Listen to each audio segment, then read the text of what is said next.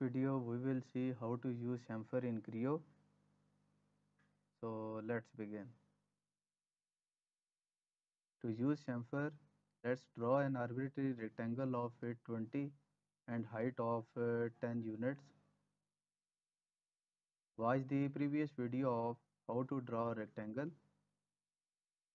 Now unshade the geometry from Sketch tab, Sketching panel, and unshade close loops.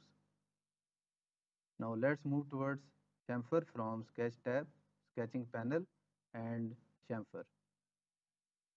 So let's begin with the first method, that is chamfer. We will apply chamfer on top right corner of rectangle.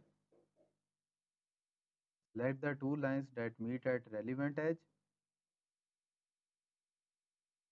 Now press scroll wheel to end the command. So this is chamfer having construction lines replaced with object lines.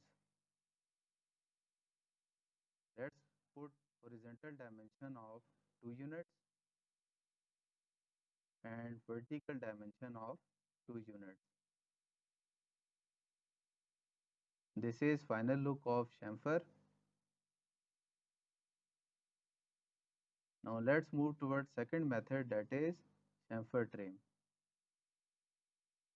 For top right corner, select both lines that meet at that corner. Press scroll wheel to end the command. Now put remainder line dimension of 18 in horizontal and 8 in vertical.